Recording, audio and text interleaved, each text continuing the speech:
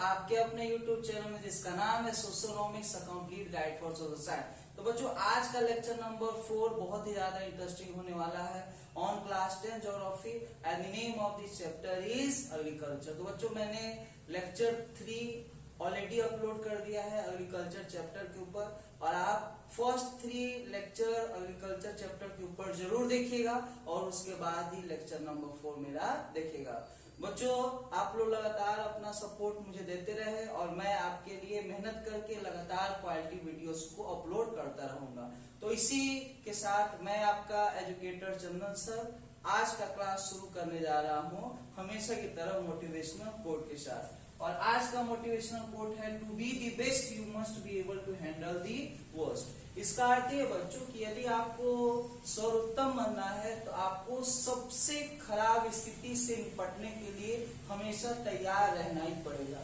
तो बच्चों जो भी व्यक्ति सफल हुआ है जीवन में वो वही हुआ है जो कि कठिन दौर में भी अपने आप को संभाल ले और हमेशा चुनौतियों का सामना करने के लिए तैयार रहे। चलो तो इसी के साथ हम लोग जो है आज देखते हैं कि आज के इस लेक्चर में कौन कौन सा टॉपिक हम लोग पढ़ेंगे। तो आज के लेक्चर में हम लोग पढ़ेंगे impact of globalisation on Indian agriculture. उसके बाद हम लोग पढ़ेंगे सजेशन टू इंडियन फार्मर्स ताकि जो प्रॉब्लम्स है इंडियन एग्रीकल्चर के उसको सॉल्व किया जा सके। और उसके बाद हम लोग पढ़ेंगे बच्चों कि what are the different condition required for the growth of the different types of crops in India. तो बच्चों सबसे पहले हम लोग देखते हैं topic number 1 impact of globalisation on Indian agriculture. तो बच्चों इस टॉपिक में एक टर्म आया है जो कि है ग्लोबलाइजेशन। अब ये ग्लोबलाइजेशन होता क्या है तो मैं आपको बताना चाहता हूँ। Globalization means the integration of the different economies of the world. तो आप देखिएगा ग्लोबलाइजेशन एक ऐसा टर्म है जो कि रेफर करता है उस प्रोसेस को जिससे जितने भी विश्व की अर्थव्यवस्था है वो एक दूसरे के साथ किसी न किसी रूप से जुड़ती चली जा रही है। और ये जो ग्लोबलाइजेशन है इसको बढ़ावा मिला है ट्रांसपोर्टेशन कम्युनिकेशन में डेवलपमेंट के कारण। साथ में जो ग्रोथ एंड एक्सपेंशन हुआ है ट्रेड का इंटरनेशनल लेवल पे उसके कारण। और आप देखिएगा कि पूरे वर्ल्ड में जो कंट्रीज हैं वो एक दूसरे के साथ जो है वो लगातार टच में बनी रहती है। लोग जो है एक दूसरे कंट्री में लगातार माइग्रेट करते रहते हैं। कल्चर का एक्सचेंज होता है ट्रेडिशन का एक्सचेंज होता है। ये सब के कारण जितने भी वर्ल्ड की इकोनॉमीज है सब एक दूसरे के काफी ज्यादा करीब होते चले जा रहे हैं। आज के समय में कोई भी कंट्री जो है वो अपने आप को दूसरे कंट्री से एकदम अलग थलग नहीं रख सकता क्योंकि यदि ऐसा कोई कंट्री करेगा तो कंट्री का विकास नहीं हो पाएगा। तो बस आपको बच्चों इतना जानना है कि globalisation refers to the process of integration of the different economies of the world and the factors which promoted the globalization are improvement in the transportation facilities, communication facilities and the growth and expansion of trade at the global level। तो बच्चों आप देखिए globalisation जो है हमारे जीवन के हर एक पहलू को प्रभावित किया है। तो इस तरीके से ग्लोबलाइजेशन का असर भी इंडियन एग्रीकल्चर के ऊपर पड़ा है। तो आइए हम लोग देखते हैं कि आखिर ग्लोबलाइजेशन का असर इंडियन एग्रीकल्चर पे क्या पड़ा है। तो आप देखिए बच्चों कि पहला पॉइंट है increase competition after globalization led to loss of market share of Indian farmers in agriculture products. तो बच्चों आप देखिएगा कि जब से ग्लोबलाइजेशन आया है तब से हमारे देश में बहुत सारे फॉरेन फार्मर्स जो है वो आकर के अपने एग्रीकल्चर प्रोडक्ट्स को बेच रहे हैं। इससे हो क्या रहा है कि जो फॉरेन फार्मर्स है वो अपने एग्रीकल्चर प्रोडक्ट को सस्ते दामों में बेच रहे हैं इंडिया में। इसकी वजह से जो इंडिया के फार्मर्स है उनका एग्रीकल्चर प्रोडक्ट जो है वो मार्केट में नहीं बिक पा रहा है।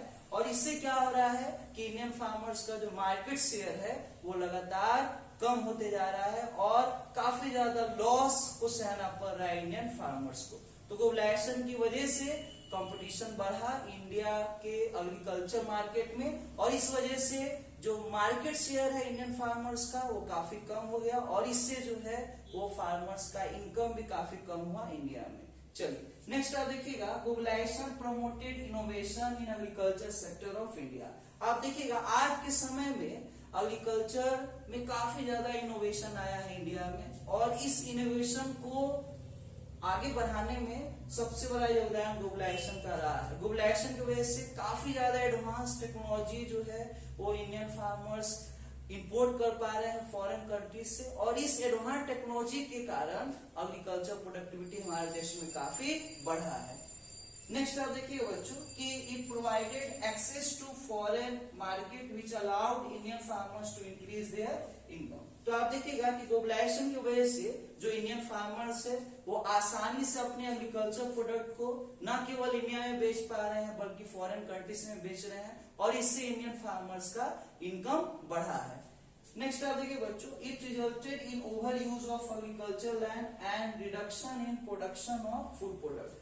तो हाल के वर्षों में देखा गया है कि जिस तरीके से इनोवेशन हुआ है एग्रीकल्चर सेक्टर में, खासकर इंडिया में, तो इससे बहुत ज्यादा एडवांस टेक्नोलॉजी का इस्तेमाल किया जा रहा है इंडिया के एग्रीकल्चर सेक्टर में, और फार्मर जो है वो लगातार काफी ज्यादा फर्टिलाइजर्स, इंसेक्टिसाइड, पेस्टिसाइड इस्तेमाल करके एग्रीकल्चर लैंड के ऊपर बहुत सारे क्रॉप्स को लगातार ग्रो कर रहे हैं, और इससे क्या हो रहा है कि जो लैंड का प्रोडक्टिविटी है वो लॉन्ग टर्म बेसिस में काफी ज्यादा कम हो रहा है। तो आप देखिएगा कि लैंड का ओवर यूटिलाइजेशन शुरू हो गया आज के समय में, और इसका जो सबसे बड़ा कारण है वो है टेक्नोलॉजी का अवेलेबिलिटी होना एग्रीकल्चर सेक्टर में, और ये टेक्नोलॉजी का जो अवेलेबिलिटी हो रहा है आसानी से वो हो रहा है ग्लोबलाइजेशन की वजह से। तो आप बच्चों ये जो 4 पॉइंट्स मैंने आपको बताया, इन 4 पॉइंट्स से यह सिद्ध हो जाता है कि ग्लोबलाइजेशन का जो असर है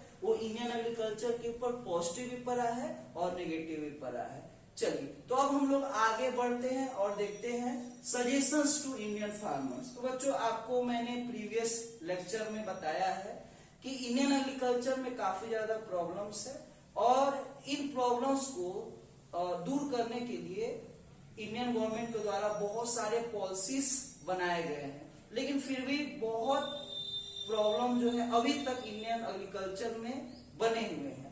अब देखिएगा कि यदि इंडियन एग्रीकल्चर के प्रॉब्लम को रिमूव करना है तो केवल और केवल गवर्नमेंट को ही प्रयास नहीं करना पड़ेगा, साथ में फार्मर्स को भी काफी ज्यादा कंट्रीब्यूशन करना पड़ेगा, ताकि इंडिया का जो एग्रीकल्चर सेक्टर है उसके प्रॉब्लम्स को दूर किया जा सके और इंडियन एग्रीकल्चर सेक्टर का ग्रोथ एंड डेवलपमेंट हो सके। तो बच्चों आप देखिएगा कि हम लोग कुछ सजेशन दे सकते हैं इंडियन फार्मर्स को, ताकि इंडियन एग्रीकल्चर का जो प्रॉब्लम है उसको कुछ हद तक सॉल्व किया जा सके।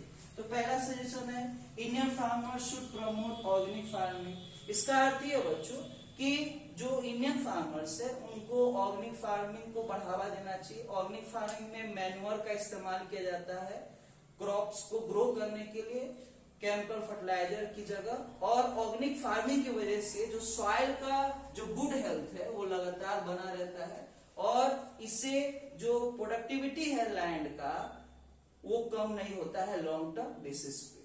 नेक्स्ट आप देखिएगा they should cultivate high value crops in place of traditional food crops. तो आप देखिएगा कि ज्यादातर फार्मर जो इंडिया में है वो रिस्क लेना नहीं चाहते हैं, और आप देखिएगा फार्मर्स इंडिया में जो है ज्यादा इनोवेटिव नहीं होते हैं, वो ट्रेडिशनल क्रॉप्स को ही ज्यादा ग्रो करना चाहते हैं अपने एग्रीकल्चर लैंड के ऊपर। और आप देखिएगा कि जो ट्रेडिशनल क्रॉप्स है जैसे राइस, वीट, ये सब का जो वैल्यू है वो काफी कम मिलता है मार्केट में, और इससे क्या होता है कि फार्मर्स का इनकम काफी कम रहता है। तो फार्मर्स को इन सभी क्रॉप्स की जगह ऐसे क्रॉप्स को ग्रो करने चाहिए जिनका वैल्यू जो है मार्केट में ज्यादा, जैसे स्पाइसेस हो गया या ऐसे प्लांट्स जिनमें मेडिसिनल प्रॉपर्टीज पाए जाते हैं। इन सभी क्रॉप्स को यदि ग्रो किया जाएगा फार्मर्स के द्वारा तो इससे जो फार्मर्स है उनका इनकम बढ़ेगा। नेक्स्ट आप देखिए बच्चों they should use HYV seeds to increase agriculture productivity. बहुत सारे फार्मर्स अभी भी इंडिया में ट्रेडिशनल सीड्स का उपयोग करते हैं अपने एग्रीकल्चर लैंड के ऊपर, और इससे क्या होता है कि एग्रीकल्चर लैंड का प्रोडक्टिविटी है वो काफी ज्यादा लो रहता है। आप देखिए बच्चों कि ग्रीन रेवोल्यूशन के बाद इंडिया में HYV सीड्स का काफी ज्यादा उपयोग को बढ़ावा दिया गया इंडियन गवर्नमेंट के द्वारा। HYV सीड्स का मतलब होता है high yielding varieties of seeds, और जब high yielding varieties of seeds का इस्तेमाल किया जाएगा इंडियन फार्मर्स के द्वारा लार्ज स्केल में, तो इससे एग्रीकल्चर प्रोडक्टिविटी हमारे देश में बढ़ेगा और इससे फार्मर्स का भी वेलफेयर हो सकेगा। नेक्स्ट पॉइंट आप देखिएगा, they should be aware and effectively use the various welfare programs for Indian farmers.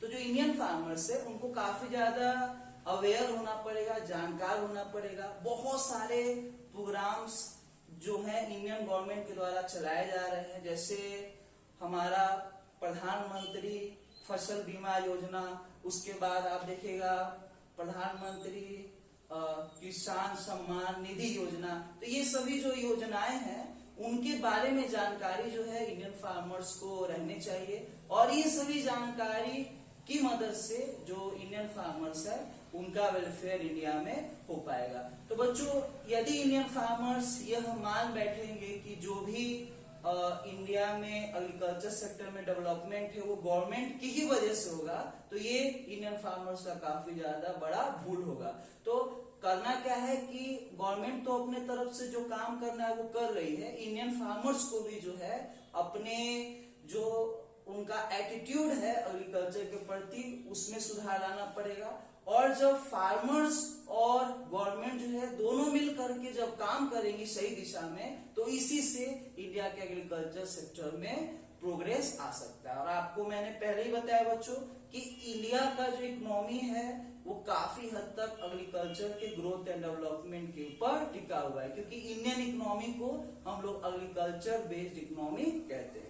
तो बच्चों, अब हम लोग पढ़ेंगे what are the different condition required for growing the different types of crops in India. पढ़ते हैं आज के अगले टॉपिक के बारे में, और आज का जो अगला टॉपिक है वो है suitable condition required for growing the different types of crops. तो बच्चों, आप देख सकते हैं कि यहाँ पे मैंने टेबुलर फॉर्म में इस टॉपिक को रिप्रेजेंट किया है। तो बच्चों, आप देखिएगा कि जो फर्स्ट कॉलम है उसमें मैंने क्रॉप का नाम लिखा है, जो सेकंड कॉलम है उसमें मैंने क्लाइमेटिक कंडीशन लिखा है, जो थर्ड कॉलम है उसमें मैंने सॉइल लिखा है, फोर्थ कॉलम में मैंने प्रोड्यूसिंग स्टेट्स के नाम लिखा है, और फिफ्थ कॉलम में मैंने क्रॉप के कुछ इंपॉर्टेंट फैक्ट्स के बारे में लिखा है। तो बच्चों, हर एक टॉपिक को मैं एकदम सिंपलेस्ट वे में एक्सप्लेन करूंगा, और मुझे पूरा विश्वास है कि मेरे एक्सप्लेनेशन से आपको जरूर ये टॉपिक समझ में आएगा। तो आइए सबसे पहले हम लोग बात करते हैं राइस के बारे में। तो राइस को प्रॉपर मैनर में ग्रो करने के लिए हाई टेम्परेचर और हैवी रेनफॉल की जरूरत होती है। राइस जो है वो क्ले सॉइल में गुड अमाउंट में ग्रो होता है। और आप देखिएगा कि इंडिया में जो मेजर राइस प्रोड्यूसिंग स्टेट है वो है वेस्ट बंगाल, उत्तर प्रदेश, आसाम, आंध्र प्रदेश। अभी राइस को स्टेपल फूड क्रॉप बोला जाता है for more than half of the population in the world. अब ये स्टेपल फूड क्रॉप क्या होता है? स्टेपल फूड क्रॉप हम उस फूड क्रॉप को कहते हैं जो कि किसी पर्टिकुलर रीजन में ज्यादातर लोगों के द्वारा इस्तेमाल होते हैं अपने फूड रिक्वायरमेंट को पूरा करने के लिए। आप देखिएगा बच्चों कि जो छत्तीसगढ़ है उसे राइस बाउल ऑफ इंडिया कहा जाता है, क्योंकि छत्तीसगढ़ में बहुत ज्यादा मात्रा में राइस प्रोड्यूस होते हैं। नेक्स्ट जो क्रॉप है वो है वीट। वीट को प्रॉपर ग्रो करने के लिए मॉडरेट टेम्परेचर, मॉडरेट रेनफॉल की आवश्यकता होती है। वीट जो है वो प्रॉपर अमाउंट में ग्रो होता है लूमी सॉइल में। और आप देखिएगा कि जो मेजर वीट प्रोड्यूसिंग स्टेट है वो है पंजाब, हरियाणा, उत्तर प्रदेश, बिहार और मध्य प्रदेश। बच्चों, प्रेरिस को wheat basket of the world बोला जाता है। अब आप पूछेंगे कि ये प्रेरिस क्या है? तो प्रेरिस एक टेम्परेट ग्रासलैंड है नॉर्थ अमेरिका में, और इस ग्रासलैंड में बहुत ज्यादा मात्रा में वीट प्रोड्यूस होते हैं, इसीलिए प्रेरिस को wheat basket of the world कहा जाता है। बच्चों, आप यहाँ ध्यान दीजिएगा कि दो सॉइल है यहाँ पे, एक है क्ले सॉइल और एक है लूमी सॉइल। तो आप देखिएगा कि सॉइल का क्लासिफिकेशन हम लोग 3 ग्रुप्स में कर सकते हैं। एक है आपका क्ले सॉइल, दूसरा है लूमी सॉइल और तीसरा है सैंडी सॉइल। आपको पता होना चाहिए कि सॉइल में बहुत सारे पार्टिकल्स होते हैं और हर एक पार्टिकल्स का जो साइज होता है वो अलग अलग होता है। तो आप देखिएगा क्ले सॉइल हम उस सॉइल को कहते हैं जिसमें फाइन पार्टिकल्स ज्यादा प्रोपोर्शन में होता है in comparison to the large particles. अब लूमी सॉइल हम उस सॉइल को कहेंगे जिसमें फाइन पार्टिकल्स और आपका जो लार्ज पार्टिकल्स है उसका प्रोपोर्शन सेम होता है। और सैंडी सॉइल हम उस सॉइल को कहते हैं जिसमें आप देखिएगा कि लार्ज पार्टिकल्स जो सॉइल के होते हैं वो ज्यादा होते हैं in comparison to the fine particles. आप देखिएगा कि राई जो है वो खरीफ क्रॉप है या फिर समर क्रॉप इसे बोल सकते हैं, और जो व्हीट है वो राबी क्रॉप है या फिर इसे हम लोग विंटर क्रॉप बोल सकते हैं। नेक्स्ट जो क्रॉप है वो है मिलेट्स। मिलेट्स में 3 क्रॉप आते हैं, एक है ज्वार, दूसरा है बाजरा और तीसरा है रागी। अभी आप देखिएगा कि मिलेट को ग्रो करने के लिए मॉडरेट टेम्परेचर और लो रेनफॉल में भी मिलेट जो है वो आसानी से ग्रो हो सकता है। आप देखिएगा बच्चों कि जो मिलेट्स हैं वो लेस फर्टाइल सॉइल में भी ग्रो हो सकते हैं। अब मिलेट्स ऐसे क्रॉप है जिनको फूड और फूडर दोनों के रूप में इस्तेमाल किया जा सकता है। आप देखिएगा कि इंडिया में राजस्थान, मध्य प्रदेश, उत्तर प्रदेश, बिहार, गुजरात ये कुछ ऐसे स्टेट है जहां पे मिलेट्स ज्यादातर ग्रो होते हैं। अभी मिलेट्स का यदि कंजम्पशन हम लोग करते हैं तो इससे हमारा जो ओवरवेट है वो जो है कम हो जाएगा और जिनको भी वेट को लॉस करना है उन्हें मिलेट्स को कंज्यूम करने का एडवाइस दिया जाता है। आप देखिएगा कि जिनको पीपी का प्रॉब्लम होता है उस प्रॉब्लम को भी मिटाने में मिलेट्स जो है बहुत बड़ा रोल प्ले करता है। मिलेट्स जो है वो बहुत ज्यादा रिच होते हैं अलग अलग न्यूट्रिएंट्स में और मिलेट्स का कंजम्पशन करने से हम लोग हेल्दी रह सकते हैं। नेक्स्ट जो क्रॉप है वो है पल्सेस।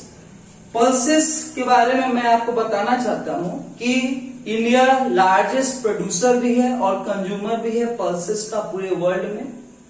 इंडिया के लोगों का ज्यादातर जो प्रोटीन रिक्वायरमेंट है वो पल्सेस के द्वारा ही पूरा किया जाता है।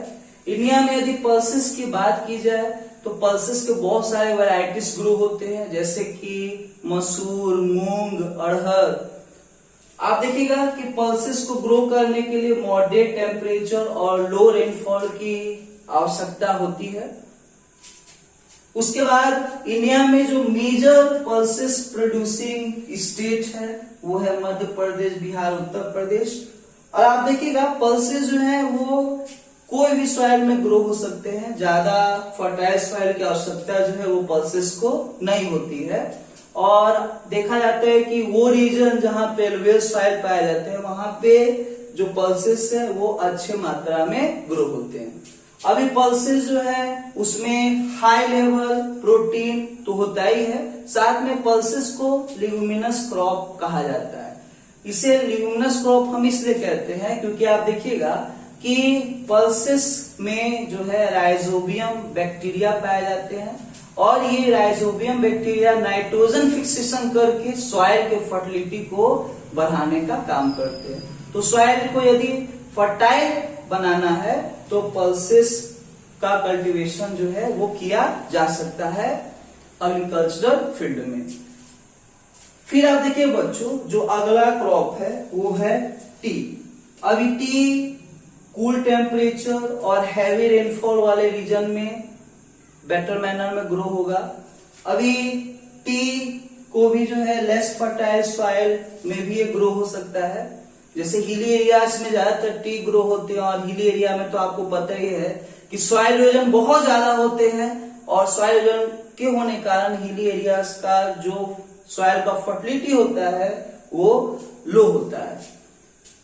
इंडिया में यदि टी प्रोड्यूसिंग स्टेट का नाम लिया जाए तो वो है वेस्ट बंगाल और आसाम। पूरे वर्ल्ड में टी का सबसे ज्यादा प्रोडक्शन करने वाला जो कंट्री है उसका नाम है चाइना।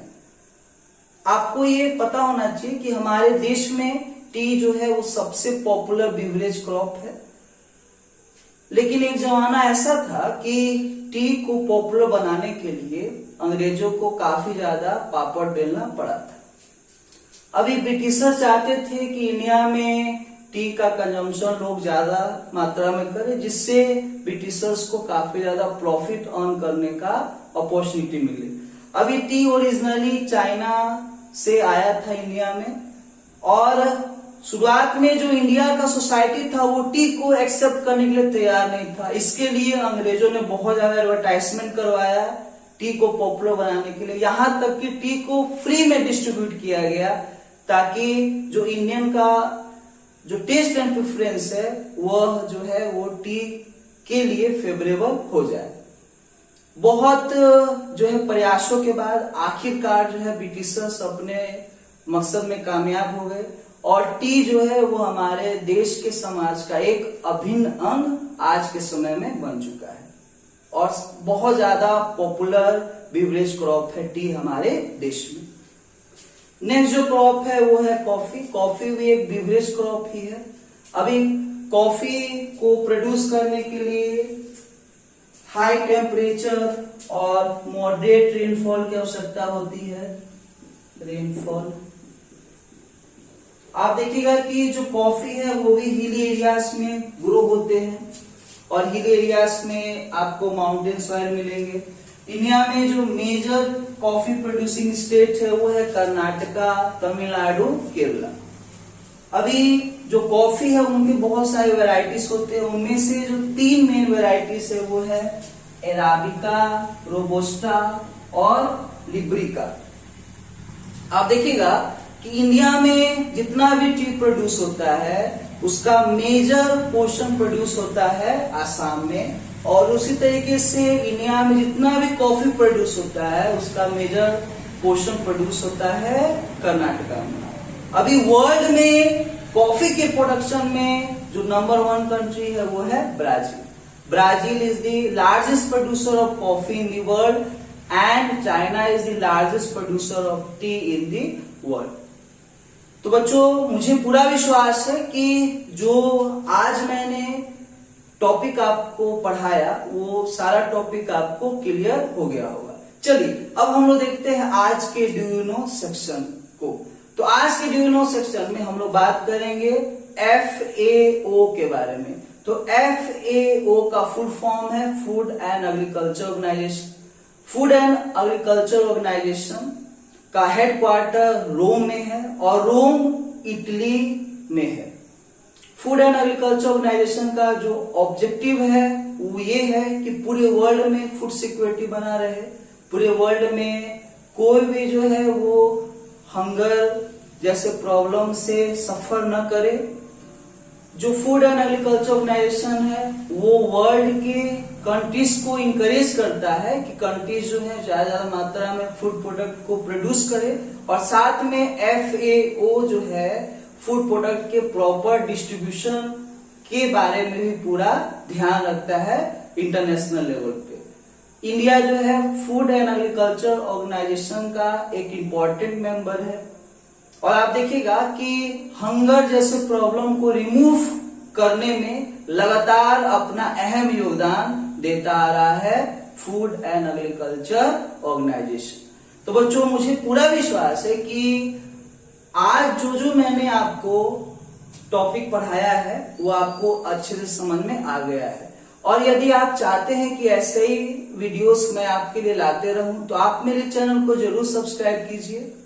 और बच्चों, मैं आपको ये भी बताना चाहता हूं कि एक वीडियो जो आप लोग कुछ मिनट्स का देखते हैं उनको बनाने के लिए घंटों का मेहनत करना पड़ता है, और आपका जो सपोर्ट है वही मेरे लिए मोटिवेशन है। और यदि आप चाहते हैं कि मैं मोटिवेटेड होकर के आपको इसी तरीके से क्वालिटी वीडियोस को प्रोवाइड करूं, तो आप मेरे चैनल को जरूर सब्सक्राइब कीजिए और इसे अपने फ्रेंड्स के साथ शेयर भी कीजिए, और जब जब मैं वीडियो अपलोड करता हूं तो उसे अंत तक जरूर देखिए।